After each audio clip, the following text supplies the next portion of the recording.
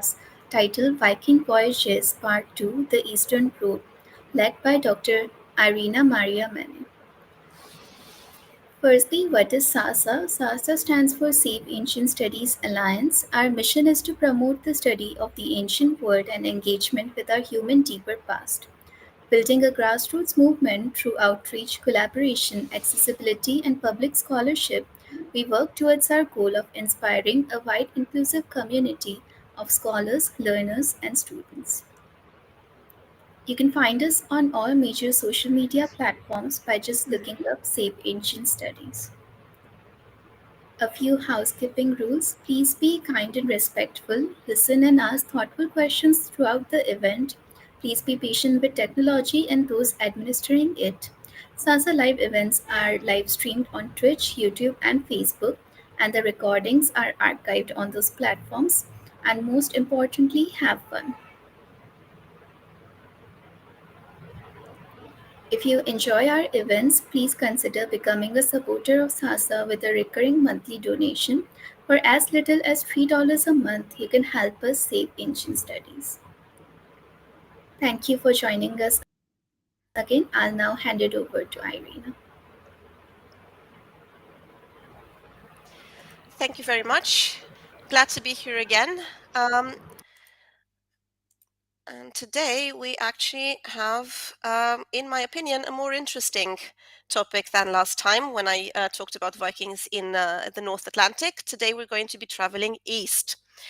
I apologize for my terrible voice. Unfortunately, I am sick, so bear with me throughout this presentation, and I'm sure you're going to find out a lot of fascinating things about the travels of Vikings in the East.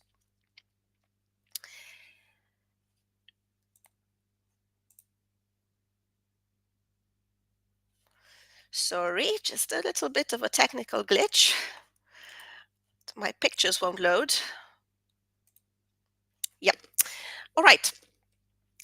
Eastern silver is something that is going to be very relevant in our story because we can talk about a so-called silver rush in the 9th century, and this can be noticed in all the regions where Vikings had something to do. Eastern silver, primarily in the form of Islamic silver coins known as dirhams, they had a significant, sometimes indirect influence on Viking Age territories such as England. The discovery of dirhams in England, even single finds in rural areas like Derbyshire, demonstrates that Vikings in England were part of a much larger network that extended far beyond Western Europe. These coins served as a tangible proof of contact and trade with the powerful Islamic Caliphate and the trading routes that formed part of the Silk Roads. This challenges pretty much the traditional view that Western Viking activity was largely separate from Eastern trade routes.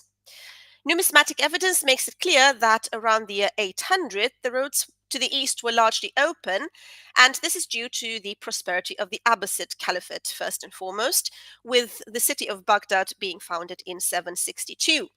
The first Islamic coins reached the Viking town of Birka in Sweden and the Danish town of Ribe around 786. And now let's see what the Vikings were actually doing in the east. And let's start with the Baltic Sea. Now, we do have the author Snorri, the Icelandic author, with his writings on the history of the Norwegian kings, has a saga called the Ynglinga Saga, the first of his great cycle of stories, where he speaks of Swedish and other northern kings raiding in the Baltic not long after the death of the Uppland king, known as Adils, and the semi-legendary Danish king Hrolf Kraki. He also mentions a guy called Ivar Vidfamni, Ivar the far traveled or the far reacher, who's actually a character noticeable on on a lot of runestones in Sweden. And it is said that he won for himself a large part of Sweden, Denmark, Northumbria, Germany, and the entire Austerrike, the eastern realms. And this is actually a very disputed term. We don't really know what Snorri meant by it, but what we can infer from what he's telling us is that there were these semi-legendary chieftains who chose to travel east as well. In another source, in Rimbert's Vita Ansgari, he documents the conversion that Ansgar, the Apostle of the North, was involved in, written in about 870. He records of the Kurlanders, or the Kuronians, the Kori, and they had been subject to the Swedes in earlier times, and despite the fact that they defeated a Danish invasion in 850, a Swedish force led by King Olof, who was the king of Birka at the time, turned their fortress of Seeburg to the ground and then received their surrender, but also the surrender of a second town known as Apulia. Now, archaeological research here has brought evidence of Swedish and Gotlandic presence as well. The island of Gotland, which was quite close to Latvia. Um, and we have the archaeological site of Grobin, or Grobina, which is very relevant to our story. It is just a few kilometers east of Libau, Liepaja. The old settlement is actually in many ways comparable to the great Viking towns of Hedeby and Birka. It was surrounded by earthwork and protected on three sides by the river Alanda. There are also three adjacent cemeteries here of considerable size. Some of the graves are for men from central Sweden, buried with their weapons and covered with mounds. Others are the graves of people from Gotland, or at least connected somehow to Gotland. And then we have a very interesting connection to Estonia. This is mainly thanks to the excavations going on here in 2010 and the years to come. We have the Salme ship burial discovered here, one of the earliest known examples of Scandinavian ship burials, and it provides insight into Viking Age customs as well. And it is also a piece of evidence in this whole story about the beginnings of the Viking Age, because usually you read in textbooks that the Viking Age began in the West with the famous raid on Lindisfarne. Well, the problem would have been a little more complicated than that. People wouldn't have just woken up one day saying we are Vikings. It was a gradual process, and apparently this process also started in the East, and it actually might have started a little bit earlier in the East. So this burial site comprises two ships dating back to the 8th century. That would predate the attack on Lindisfarne. And the ships contained the remains of high-ranking warriors, as well as an array of rich grave goods, including weapons, ornaments, and tools, suggesting a violent end for the men buried here.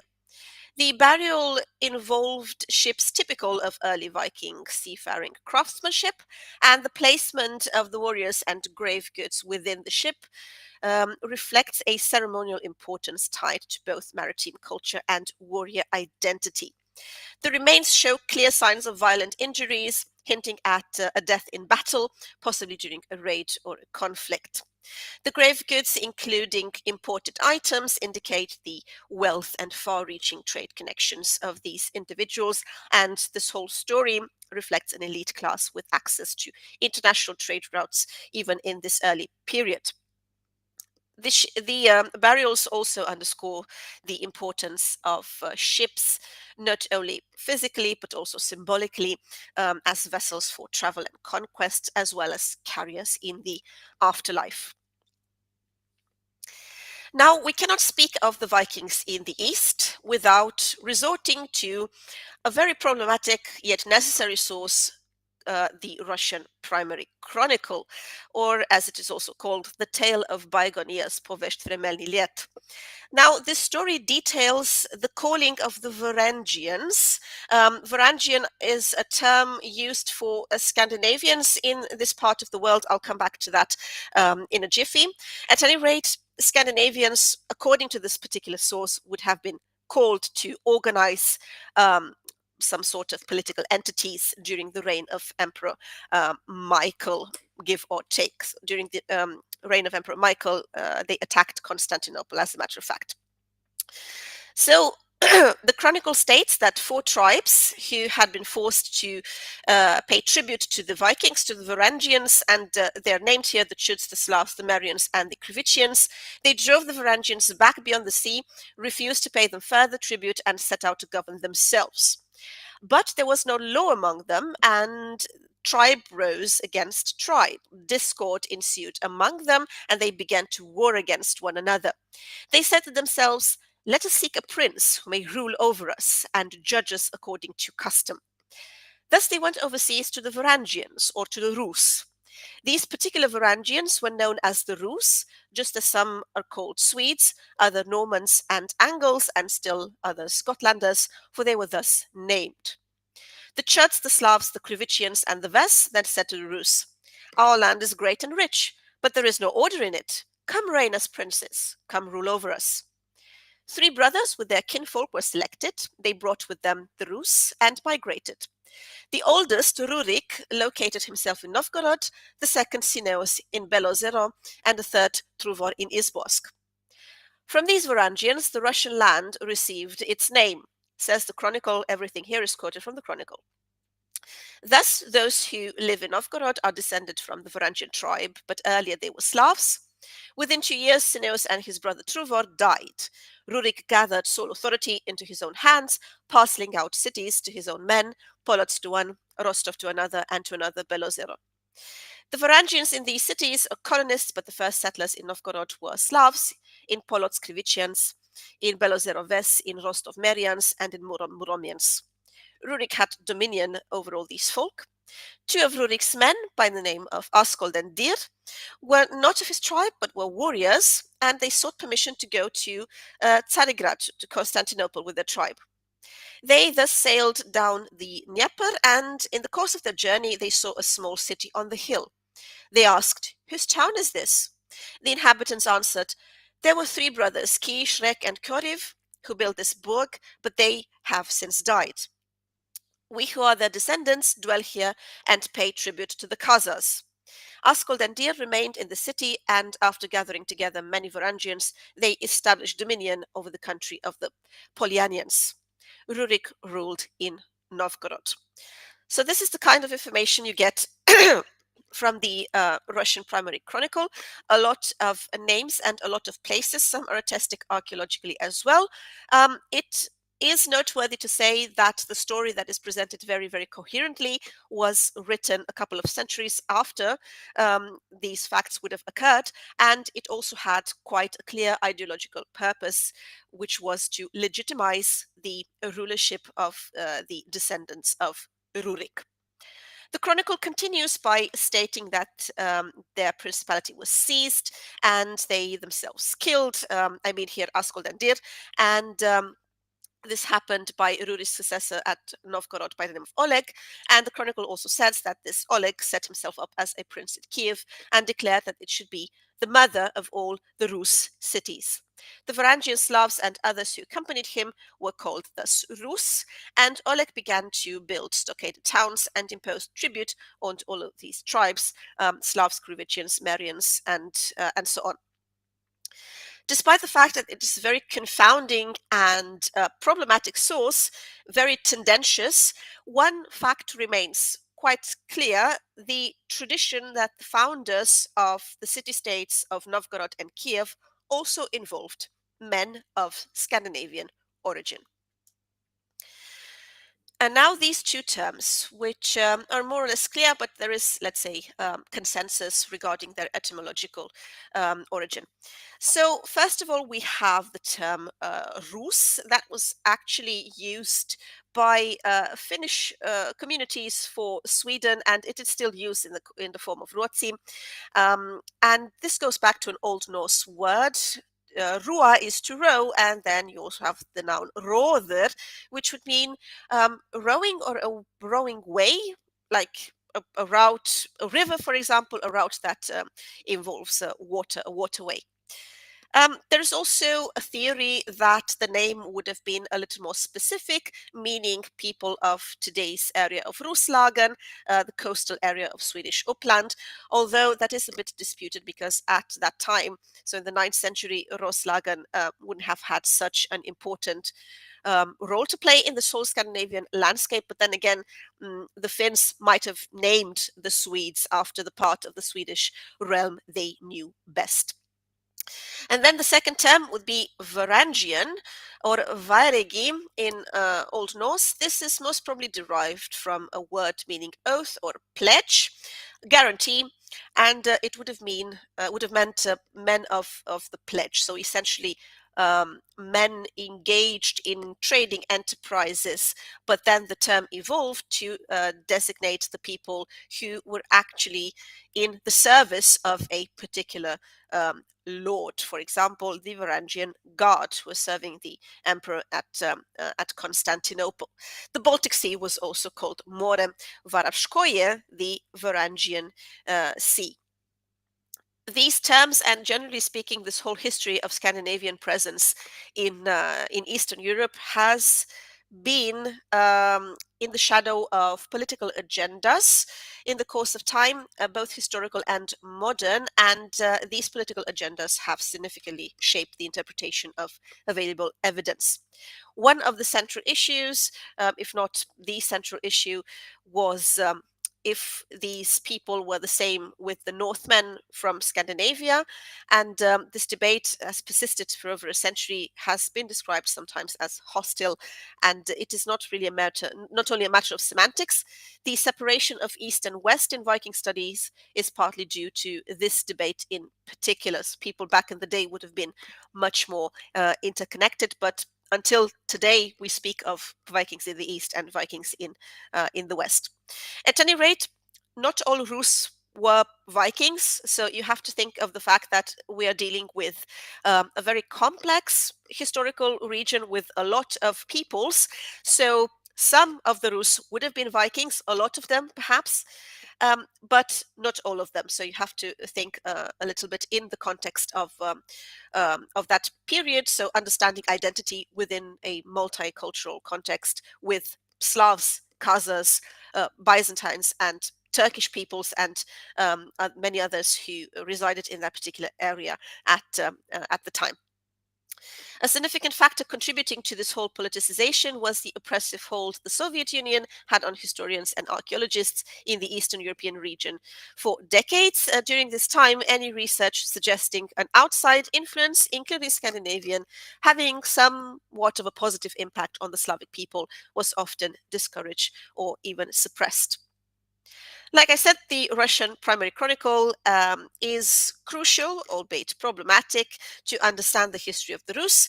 This is due to the fact that it was composed between the mid 11th and early 12th century by Christian monks in Kiev, and it provides an origin story for both Russia and Ukraine. There are a couple of controversial aspects. First of all, that the protagonists came from the north and likely they were Swedish Vikings. And secondly, that the Slavonic tribes are somewhat depicted as being incapable of self-rule and of resisting these Varangians. So it is easy to see why such a narrative became a point of contention for national origin stories, leading to the so-called Normanist versus anti-Normanist debate. So Normanist, from Norman, so Northman, argued in favor of a significant role for Scandinavians in the formation of the Kievan state, while anti-Normanists contested this view, wanting to assert a purely Slavic origin. The impact of political ideology on historical interpretation can be further illustrated by an example of a Viking burial found in the castle of Prague. When Nazi Germany occupied Prague in 1939, the Viking identity of the burial was emphasized to support Nazi ideology, stating that Viking, Germanic, or Northmen were all the same. And after the war, under Soviet rule, the interpretation shifted completely to emphasize the Slavic origins. So such an example can show you how political agendas directly influence the narrative surrounding archaeological discoveries. The primary chronicle, written down several hundred years after the events, was formulated to legitimize the lineage of Rurik and his descendants as the sole legitimate rulers of the Kievan state. And it is because of that we often wonder about its historical accuracy. There have also been attempts to link this Rurik to another one, to the Viking Rorik, who was active in Phrygia. He was the brother or the nephew of the Danish king Harald Klak, but there is really no concrete evidence connecting the two of them, so that is likely a coincidence. Despite the challenges posed by the written sources and these many political sensitivities, new archaeological evidence emerging from the East is beginning to offer ways to corroborate or contradict historical texts. We have sites, for example, like the one in Gniezdovo, rich in Scandinavian cultural artifacts and burial types, which provides tangible evidence of Viking presence in the upper Dnieper region. And we also have quite a recent excavation at the Rus site of Vypoživ near Kiev, further contributing to the growing body of archaeological data.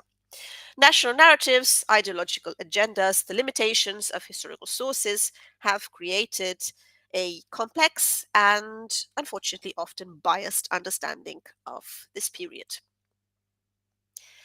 Let's look a bit at the peoples, because we mentioned before that Rus meant not only Vikings, but all the peoples they came in contact with as well. So it was the result of these many, many contacts. We have in Estland, so Estonia, and around lakes Ladoga and Onega, peoples of Finnish origin or Finno-Ugric origin, the Chuds, for example, mentioned in the primary chronicle, as well as other peoples established around Rostov, the Meria, and Murom, or the Muroma. With them, the Swedes had considerable acquaintance, and at its other southern extremity, we have two great imperial powers, the Byzantine Empire dominating southeastern Europe, and the Black Sea region, as well as the Arab Caliphate with its capital Baghdad in control of the south of the Caucasus. Two very important peoples in this area in the 9th century were the Khazars and the Bulgars.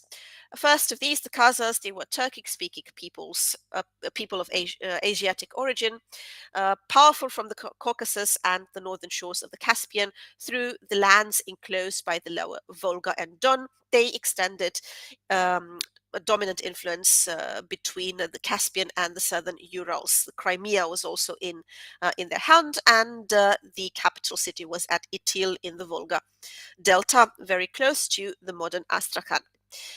They had a gift, a propensity for trade and commerce, and their geopolitical role as a buffer against nomadic Turkish tribes such as the Pechenegs made them favored by the Byzantines. So in 834, the Emperor Theophilus sent materials and engineers to construct for them the shining stone fortress of Sarkel, the White House, and thus secure the Don portage and the east-west transit of goods from the Volga mouth to Constantinople. And then west of the Khazars and north of the Byzantines, we have the western division of the Bulgars, a folk often at war with the empire. Modern Bulgaria preserves the names of these early invaders, but the native population was Slavonic and would absorb them completely.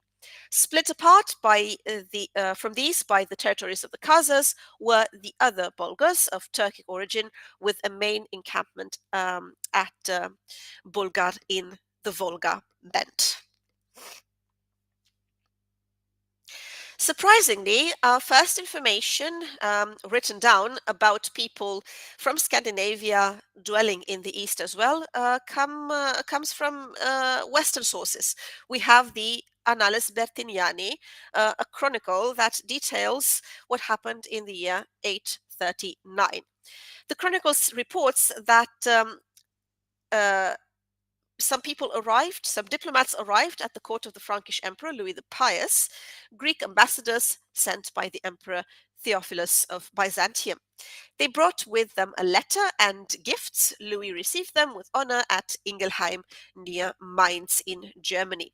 They brought with them some men as well. And these men, they said themselves, so states the chronicle, that they were of Rus origin. They also said that their king, and here the chronicler uses the name Kaganus, which is most probably a term borrowed by the Khazars, because Khazars were the ones who had Khans. He was sent in friendship to Theophilus, and Theophilus expressed a wish that Louis would arrange for these people, for these Rus, to continue their journey through his empire.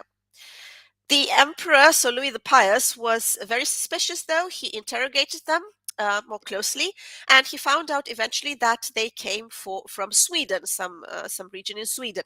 He kept them for a while because he linked them most certainly to the raiding that was happening in the north of the empire, and he was afraid that they were some kind of spies. It is said that they had traveled south to Constantinople on a peaceful mission through the wild tribes dwelling about the Dnieper, and were now returning to a place in Rus, the lands of the Rus, where they had a settlement, some kind of colony, with a leader, and this leader was called a Khan. So the source shows that the eastern routes were very much active at the time, and it also shows that they would have had some form of permanent settlement at the time. Which brings us to Staraya Ladoga. Old Ladoga, a site with certain history in the eastern parts of Scandinavian occupied or explored areas. It is the first of its kind. The site was actually occupied long before people arrived from Sweden, either by a Finnish or a Slavonic community. Its importance stemmed from its geographical position as the starting point for both the route down the Volga towards the Caspian Sea and the Dnieper route leading to the Black Sea. This made it the first truly Eastern settlement showing evidence of Scandinavian input. And there is evidence for a Scandinavian presence from around 750. Extensive evidence of craft work has been found, including a large timber house that might have served as a workshop for craftsmen working with materials such as bronze, antler, or glass. The presence of itinerant craftsmen, such as comb makers, is also noted. Early long-distance trade is evidenced by the discovery of dirhams and imported glass beads. Later finds include carnelian beads and dung beetle-shaped carnelian pendants similar to those found in Birka and near the Caspian Sea, and this would indicate connections both north and south. The early settlement appears to have been peaceful for the first 150 years, with no signs of fortifications and very few weapons found. Written sources also suggest that the Rus had established themselves in these areas by the beginning of the 9th century, which aligns with the archaeological evidence. And we can also draw an Arabic source here in Rusta's description. He describes an island with a lake as a center for the Rus. This might refer to Staraya Ladoga or the area around Lake Ilmen. There is a later fortification around the same time as the establishment of the heavily fortified settlement of Rurikovo Gorodische. Staraya Ladoga also became fortified, and this would suggest a shift from a purely peaceful and trading environment to somewhat of a more violent one. Many burial mounds in the Ladoga Onega area have been discovered along the rivers Volkhov, Pasa, Oyat, and Svir. The 400 or so of these which have been examined speak of Finnish and Swedish traders and colonizers. What can also be noticed is that the majority of these visitors would not stay long in town. Some would acquire land outside it to raise stock or crops, but most would actually go further. They were not farmers. The suspicion is that most of them would have been merchants, and as I already specified, from Aldejuborg, the Old Norse name for Straja Doga, there would have been quite a vast choice of routes to the rivers of Dnieper and Volga, which were the trade arteries in the land of the Rus. So to reach the Dnieper, merchants would journey south along the river Volkhov to the town of Novgorod by Lake Ilmen, traverse the lake and continue south along the river Lovat, and eventually, by the use of smaller streams and a short and manageable portage, reach the headwaters of the Dnieper, and it was possible to make much the same connection by way of the Gulf of Riga and the southern Dvina. In the Volga direction, a couple of possibilities as well, from Lake Ladoga by the river Sias, then by portage and the Mologa to the Volga north of Rostov, the other from Lake Ladoga by the river Svir to Lake Onega, and from there upstream to Lake Beloya, on whose southern shore stood another trading town, Belozero, that would have been the patrimony of the brother of Rurik we saw before in the Russian primary chronicle by the name of Sineus. So you don't need to remember these names, just the fact that Staraya Ladoga had a very profound strategic implication for those traveling in these areas. By the closing decades of the 9th century, the Swedes and the Rus were of considerable importance in these lands. On the Volga, they were active in trade and in contact with the Khaganates of the Bulgars and Khazars, and they were also known to the Muslims south of the Caspian. Arabian silver, Persian glass, Chinese silk, narrow-necked bronze bottles from the east of the Caspian, exotic purses from India, spices and wines, all these found their way to Novgorod, to Gotland, and the homes and graves of Swedish Uppland, in exchange for slaves, weapons, honey, wax, and furs. Obtaining and selling slaves was a significantly profitable part of the Rus operation. It was actually so successful that the very name of the people captured, the Slavs, is identified as the origin of the word slave. Enslavement was also seasonal, with raids into the hinterland to capture people who were then sold along the Volga and the Dnieper rivers in markets to the south and the north. Settlements like Vipojiv likely served as holding areas for slaves for weeks or months, drawing a parallel to Western Viking camps. High demand for slaves in the Islamic Caliphate in the 9th century, which drove prices up significantly, made it quite a popular business venture for the Rus. And the second noteworthy thing they sold were the furs. Furs from the north. They were considered luxury items among the elite in Baghdad. They were similar to how beads and other exotic objects were luxuries in the north. Some furs might have originated in Scandinavia, but many would have been acquired throughout Eastern Europe by those traveling the rivers. Different regions would have offered specialized furs, such as the highly desirable white winter coats of stoats from the Finns. Various fur types were used for different purposes, could only be obtained at specific times of the year.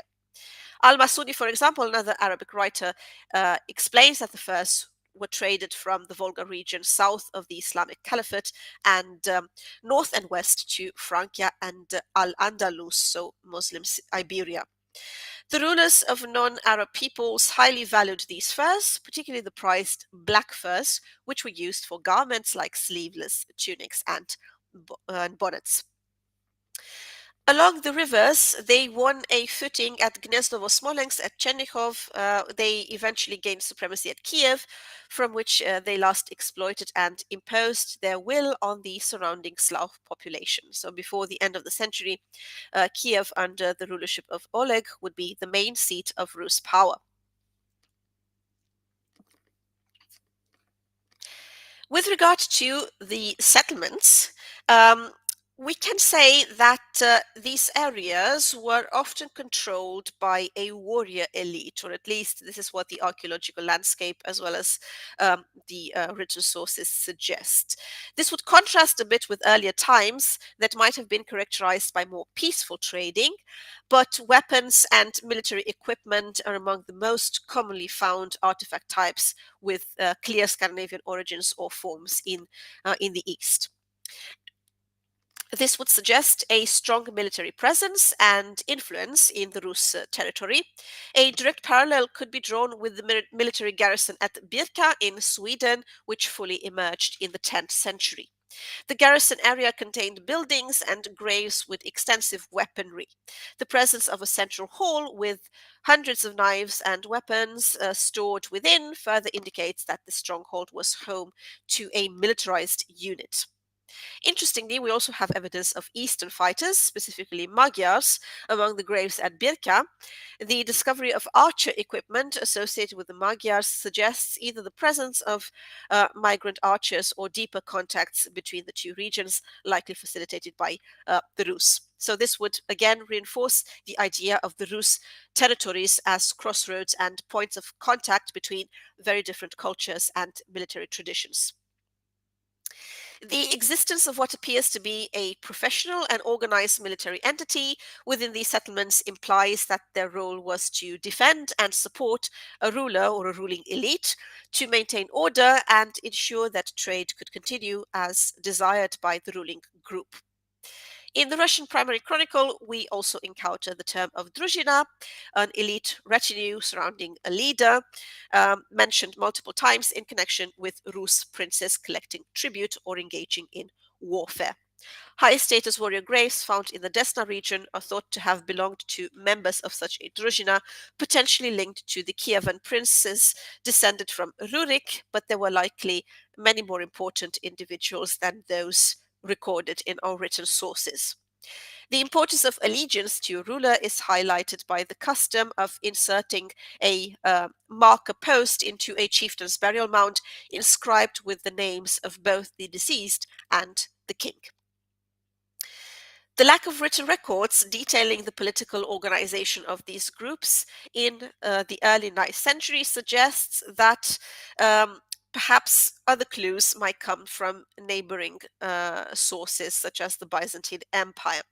And in fact, the establishment of the Climata province in Crimea in 839 by Emperor Theophilus with a permanent military garrison is interpreted as a strategic move in response to a potential threat from rivals like the Magyars, the Khazars, and also potentially an emerging Rus state.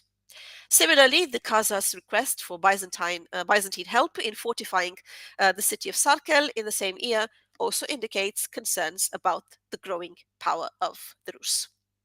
The fact that a group was led by someone referred to as a Khagan, as we saw earlier, a Khazar title for a ruler, um, indicates the establishment of a significant political entity with a military component by more or less 830. The possibility of internal conflict between different Rus groups is also present, potentially explaining the evidence of repeated burning at sites like Vyborzew.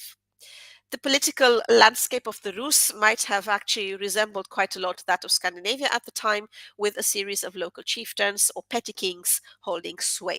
The idea is also supported by the numerous individuals described as envoys or their representatives in the 10th century treaties between Byzantium and the Rus, some of whom might have been semi independent rulers or landowners rather than just the members of a particular Kievan prince's drushina. The Arabic sources are very important for us to reconstruct what was going on at the time. One of them is Ibn Rustah.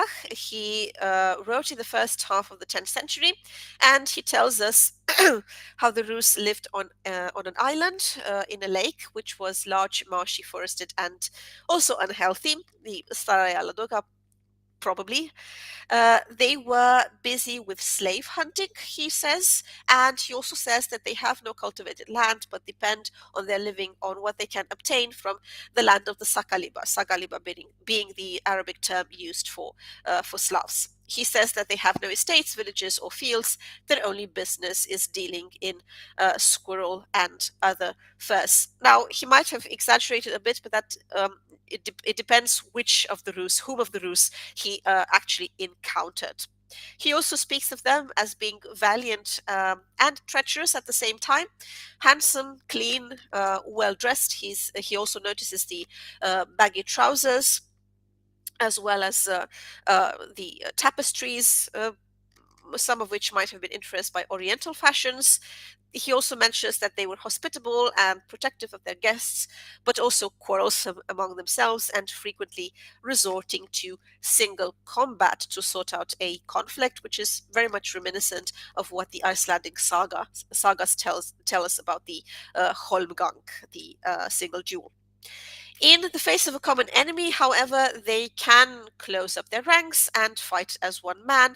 He also says that they had some sort of priests and made sacrifices, and when one of their chieftains died, they made a grave, like a big house, and put him inside with all his objects and gold armbands as well, an abundance of food, vessels with drink, and coins. We do have examples of wooden burial chambers at Gniezdovo, Chernichov, and Kiev on the Dnieper. This seems to corroborate what Ibn Stach is telling us. Many are actually of Swedish provenance, including some of them containing both women and men, sometimes also a horse in addition to other grave goods. And on the Dnieper, it is also noteworthy that women are almost never wearing Scandinavian brooches, or at least these are not to be found in the graves. So the presumption here would be that they married local women. Another vital source for the presence of the Northmen in Eastern Europe is Ibn Fadlan, little more famous. He described the Rus as being perfectly, from a physical standpoint, tall and ruddy, with green tattoos of trees and figures covering their bodies from their necks to their fingertips. He was also shocked and horrified by some of their customs, by their lack of hygiene. In particular, he observed that they did not wash after going to the toilet, after eating, or even after sexual intercourse. He also described a morning washing ritual where a servant provides a bowl of dirty water in which the master washes his hair, blows his nose, spits, and does other filthy things unimaginable, he says, after which the bowl is passed on to others. And this is why he classifies them as donkeys in this regard. He also notes their practice of making offerings of bread, meat, onions, and milk to idols upon arriving at the trading camp. And they believed that the idols represented a god who would ensure good deals. He obviously found this belief foolish. He was, like I said, outraged by their sexual practices. He found it to be in stark opposition with what was preached in the Muslim context, and he also describes how men wore torques of gold and silver. He says that every man, upon accumulating 10,000 dirhams, he might have exaggerated here, but the simple fact is important. So when acquiring this fortune, the men would have made talks for their wives, and this would increase with their wealth. So a woman could have a lot of talks. This is an interesting observation because it demonstrates that silver was used as a portable currency and a visible indicator of wealth. So you wore your silver, you wore your wealth on your neck. Ibn Fadlan is, however, most famous for his eyewitness account of the burial of a chieftain he notices near the Volga, and he has quite a detailed description of it, a description that includes the preparation of the body, the construction of a burial chamber on the ship, animal sacrifices, very bloody, and the ritualized killing of a slave girl to accompany her master in death. The account is a crucial link between the Rus and other peoples from Scandinavia, which we might consider Vikings or the Norse, a more general term. However, we also need to remember that what he notices is just a ritual performed here in Eastern Europe by this particular group of people. So we shouldn't draw the general conclusion that everyone was doing that throughout the Norse world. Ibn Fadlan also mentions using an interpreter during his journey, and that implies that there was a language barrier between him and the Rus. So he also notes that the interpreter translated not only the language but also the customs, which raises a question mark on the reliability of his account. He observed that the Rus camping by the Volga River in the boats for trade included men, women, children, and countless slaves, most of them for sale. So definitely this would suggest the significant trading network along the rivers the Rus were involved in. The Arabs were not the only ones writing about the presence of the Rus. We also have interesting Byzantine sources, sometimes with different information or even contradictory information. One of the main Byzantine sources is Constantinos Porphyrogenitus, the emperor, who has a work called the Administrando Imperio, so how to how to rule an empire. He wrote it about in about 950. And he was concerned about some particular aspects. He was concerned to tell of the convoys of vessels out of the Russian north, which descend the Dnieper to Berezan on the Black Sea, and from there make their way to the imperial city itself. The boats from further Russia, he tells us, come from Novgorod, where Prince Sviatoslav had his seat, the son of the Igor who attacked Constantinople in 941. He also mentions other places these people came from, such as Smolensk, Chernihiv, Teliutsa, and how they traveled downstream. He mentions the fact that by June the Dnieper was navigable and they faced a lot of dangers. There were two main dangers: the natural hazards of the descent, which were which were worst at the rapids of which were the worst at the rapids, and then you also had the risk of ambush by pechenegs. So if you stopped, for example, to disassemble the boat and carry it a little bit on land, you would have had to be very, very careful because the pechenegs did, well, very much the same thing Vikings used to do, which was raiding. And we do have quite a horrible episode about that. It's about the Prince Sviatoslav himself, who in 972 was slain by the pechenegs, and they made a drinking cup of his skull. He also mentions cataracts of the Dnieper, and he says that they needed to find a way to get past these. And what is most interesting is that he notes the Old Norse names of these cataracts. So again, one piece of evidence that the people we're dealing with were actually of Norse origin. So we have, for example, the drinker or the gulper or the island force, the yeller, the ever noisy, and so on. So Esupi, Gulper, Ulvorsi, Gelandri, Ivor, and so on and so forth. So these are all Old Norse terms. Among other things, he also mentions people who paid tribute to the Rus, and most of them are actually Slavonic, Veruvians, Severians, Dregovicians, all kinds of names for Slavic communities. Last but not least, he tells us that they come to the island of St. Gregor with its giant oak to perform a sacrifice there, and then to Berezan on the Black Sea. That could be some sort of remembrance of Birka, the birch island in Lake Mälaren in Sweden. And on this island in particular, we can actually find a runestone, one of the very few runestones in Eastern Europe, and it is a runestone where an unknown Norseman called Grani cut runes in memory of his unknown comrade Karl, who fell in Eastern Europe. The relationship with the Byzantines is also one very interesting one. For example, by a treaty of 945, the emperor would make it clear he did not propose to see this island in the Black Sea become a base. So he requested the Rus to go back home every autumn, and at the same time, the Byzantines tried to maintain trading relationships with them.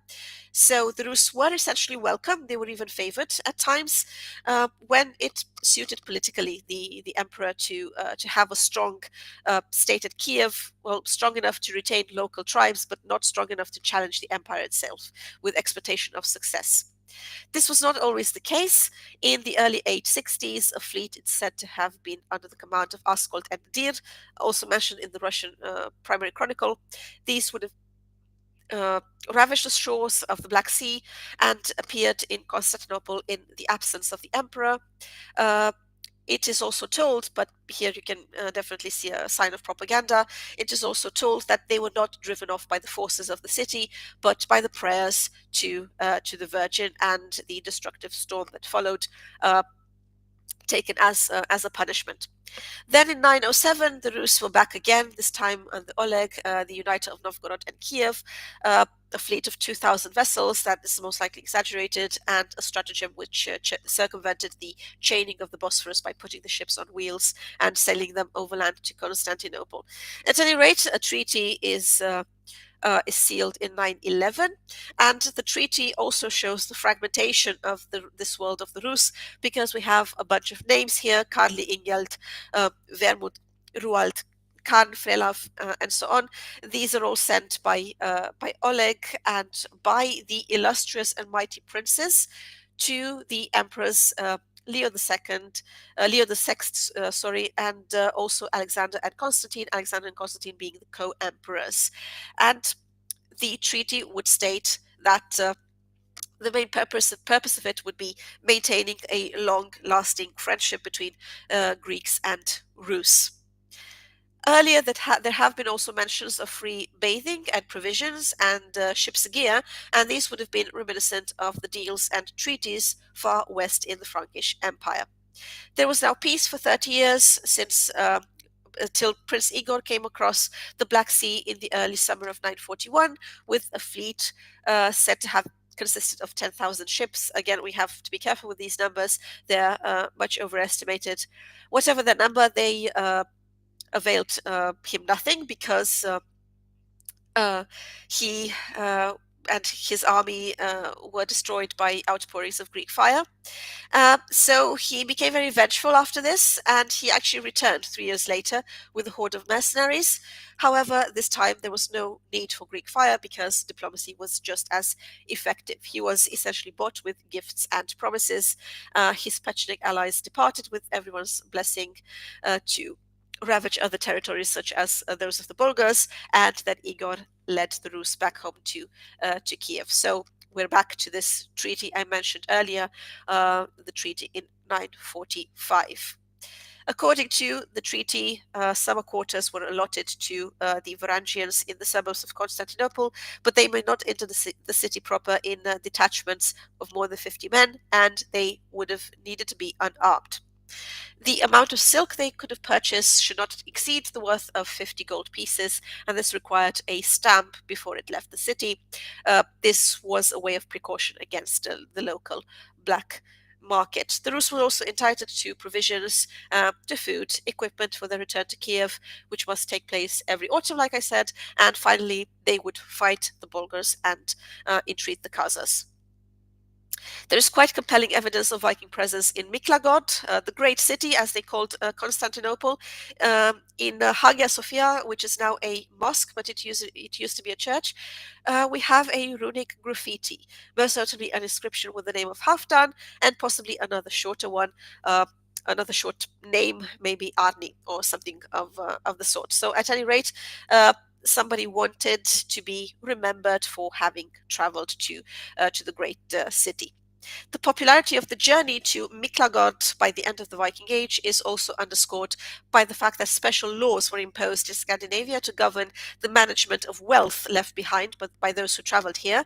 For instance, the Norwegian Gulathing law code stipulated that the wealth should be immediately given to successors if the owner went to Byzantium, and that contrasted with the 3-year waiting period for other destinations.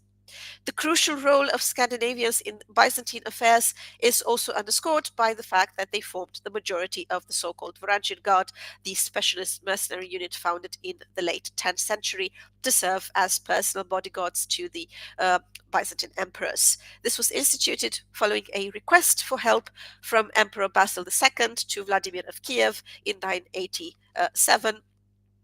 In essence, Constantinople, we can conclude, was a critical destination for the Rus, because it offered a lot of opportunity for trade, but also for diplomacy as well as military service.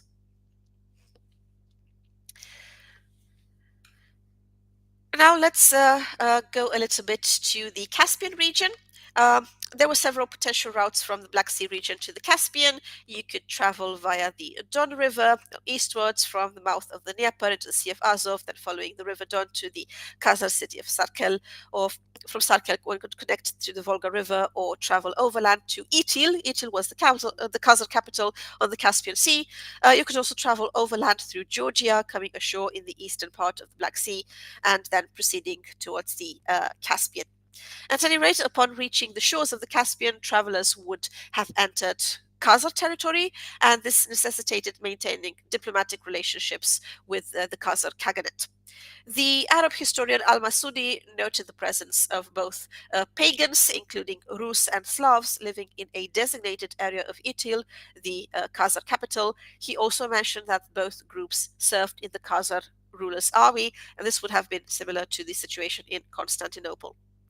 Initial interactions might have been peaceful. There was a relatively quick transition to raiding as well, however. The first reported attack targeted the port town of Abaskun on the southeastern shore of the Caspian Sea, but this was unsuccessful. Al-Masudi also describes a massive attack on multiple territories around the Caspian a few years later. This would have involved 500 ships, each carrying 100 warriors who raided cities along the southern shore, including modern-day Azerbaijan. The account highlights the unexpected nature of these attacks for the local populations who, well, they were not that accustomed to seaborne enemies. The success is attributed to the Rus boats and maritime skills. However, we also have large Muslim forces who are perfectly capable of defeating the Rus near the Volga. And then one attack is recorded on the city of Barda in Azerbaijan in 943. The historian Ibn Miskalawaya provides a detailed account of a deliberate attack on this particular town. It was more than a raid. It appears that they intended to actually use it as a raiding base in the future, or even as a permanent settlement due to its trade links. The forces of the Rus initially defeated the local defenders and occupied the town, but they eventually retreated after facing internal issues as well as local resistance. By the 11th century, that would be the time of Ingvar, the far-traveled expedition. Ingvar, I mentioned at the very beginning of the presentation. The flow of silver to the north and west had begun to decline, and this would have led to fewer traders venturing east. The Norse term Serkland also appears on some runestones, and it might have referred to the Islamic Caliphate, could have been connected to the region south of the Caspian Sea, or perhaps even to the city of Sarkel itself. The Caspian Sea was significant due to its connections to established trade networks, including the Silk Roads, offering access to valuable commodities and further routes east towards Baghdad and beyond.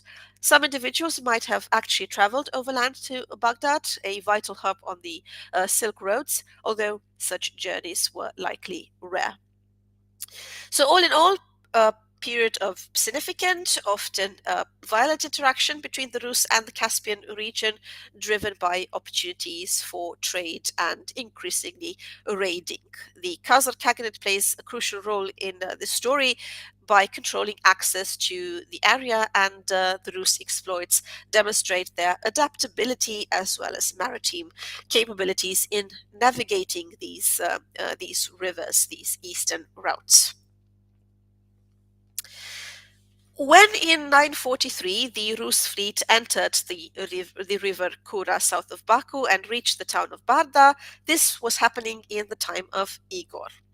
Igor's son Sviatoslav, the legend has it that he was born when his mother was 60, was a hardy campaigner against Khazars as well as Bulgars, and shortly before the Pechenegs took his head, quite literally, he had behaved menacingly towards Constantinople as well. Sviatoslav is interesting to see this evolution of identity. He does not have a Norse name, and it is not the only point of departure from his Viking heritage.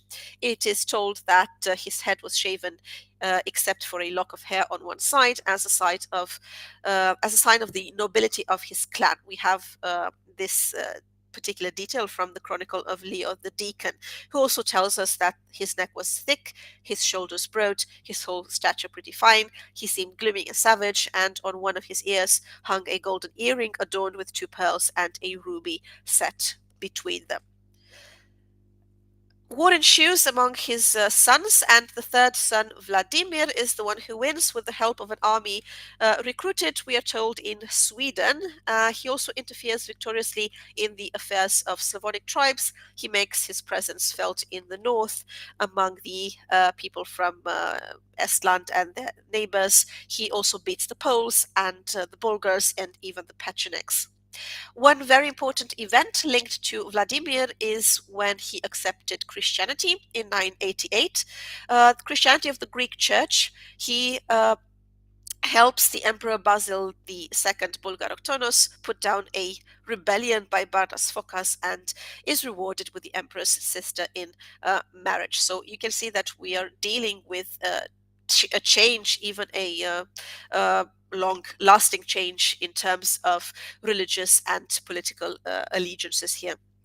And then we have Yaroslav, who, like Sviatoslav, was a man of vision, and he had an awareness of what was needed to strengthen the kingdom of Novgorod Kiev and enhance its prestige in the eyes of its neighbors. He was highly conscious of his Scandinavian connection. He married Ingerd, the daughter of Olaf Hötkonung of Sweden, and he also comforted and reinforced the dispossessed Olaf Haraldsson of Norway. He gave refuge to Magnus Olafsson, as well as the more famous Harald Hardrada, the one who would attack England in 1066. When in the 1030s he had ground down the Pechenegs, he celebrated the victory and the god who gave it by building the first cathedral of the Rus, the church of Hagia Sophia. So a new Sophia that would have emulated a little bit the one in Constantinople. He asserted the Kievan power with similar success in the northern reaches of his vast dominion. He also brought peoples such as the Chuds under control and enlarged his boundaries to the west. So there has been a steady process of assimilation to the native population, generally speaking, for almost 200 years. We have intermarriage, we have change of language and religion, we have the adoption of different customs, many of Slavonic origin, and all of this would have quietly eroded the northerness of the Rus. And adding to this is also the massive influence of Byzantium.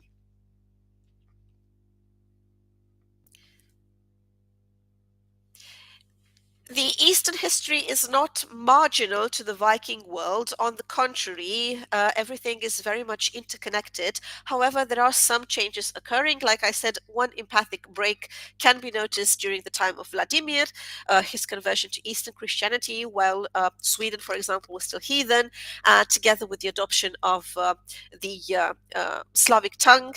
And all of this was accompanied by an extraordinary decline in the import of Muslim silver into Scandinavia. The reasons for that were different, the depletion of mines in Afghanistan, for example, as well as political infighting in the Abbasid Empire.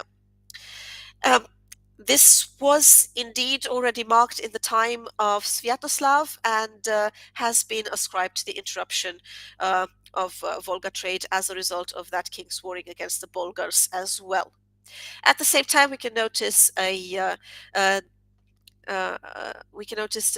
Birka, for example, ceases to be a very important town in terms of trading and commerce, and this suggests that it was a town very much dependent on Russian trade. Increasingly, the Rus looked first to themselves and then to Byzantium, and there was an ongoing growing gap between Sweden, Svitjod in Old Norse, and what is deemed to be the great territory of the Swedes, Svitjod Hinmikla, a term we find in the Old Norse sources, suggesting the expansion of Norsemen essentially coming from Sweden to the east. However, at times we do have contingents, even small armies enlisted to do battle against the emperor's enemies.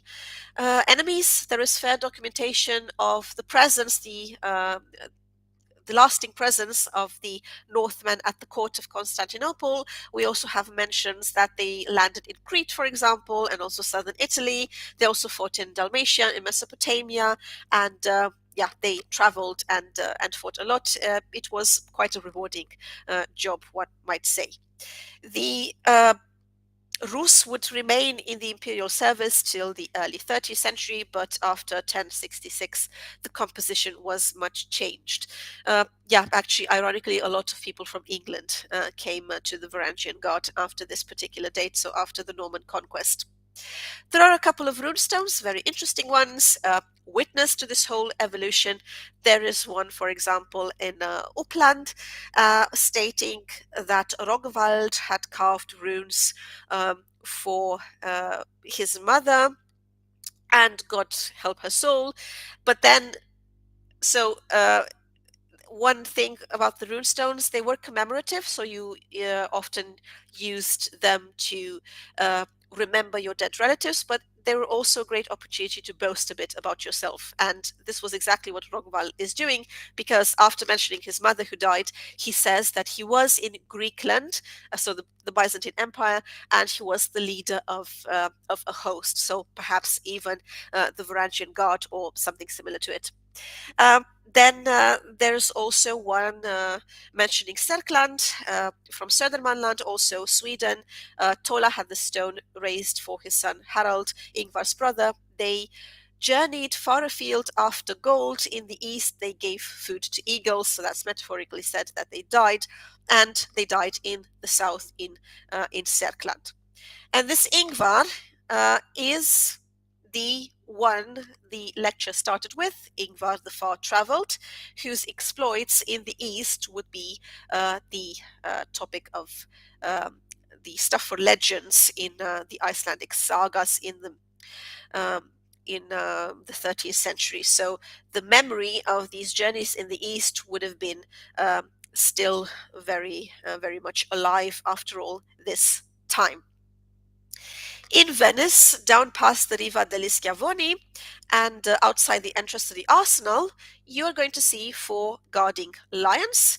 The bigger of the two, brought from Piraeus, from Athens, displays worn runic signs inscribed there, again, most likely by soldiers in the Byzantine Empire in the second half of the 11th century. So we can't really be sure what is written here. The runes are very weathered, but again, this is a sign of the activities of these people in Eastern Europe and the Byzantine Empire, and how much they wanted to be remembered for their exploits. So to sum it up, why these journeys to the east are important? Well, we can conclude a crucial role of the eastward connections and trade in shaping Viking society and their interactions across Europe. In many Western graves, for example, you're going to find objects that stem from the east, such as beads and also glass and high status objects, exotic objects that came through these routes all the way to Francia and to England. So we can definitely talk about a global reach here. Scandinavians, they skillfully tapped into pre-existing trade routes like the Silk Roads or the steppe roads before them in Eastern Europe, and they managed very well to combine their two main activities of raiding and trading. One very important aspect is that of a mixed identity and cultural exchange happening here, as we have already seen. They came in contact with a lot of peoples in Eastern Europe, and they contributed to creating a society here, but that contribution cannot be understood without taking into account these many contacts they had with the peoples they met. They managed to do so because they had very good maritime skills, and they used them to become kings on the rivers as well. So definitely an important role played in this whole story is their ability to control the rivers as arteries of communication and travel and trade as well.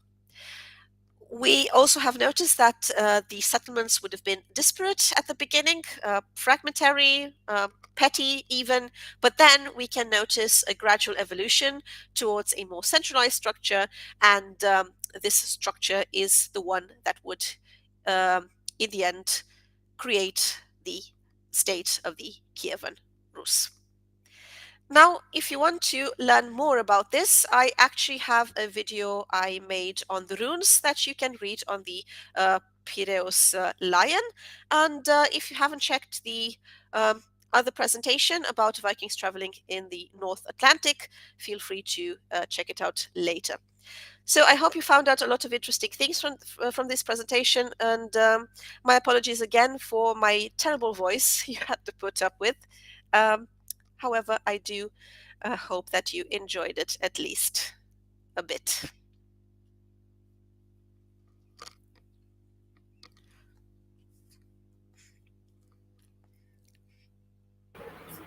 Thank you so much, Irina. The presentation was wonderful as always. And thank you for everyone watching. You can scan the QR code on the right side of your screen to check out Irina's YouTube channel, and on the left side of your screen to donate to SASA. Our birthday bash is also starting on the 5th of April, and we have a panel discussion on the future of the past scheduled on that day. So please check out the lineup. And thank you again, and we'll be back with more masterclasses. Thank you so much once again. And if you have questions or comments, please redirect them to my YouTube channel. Thank you.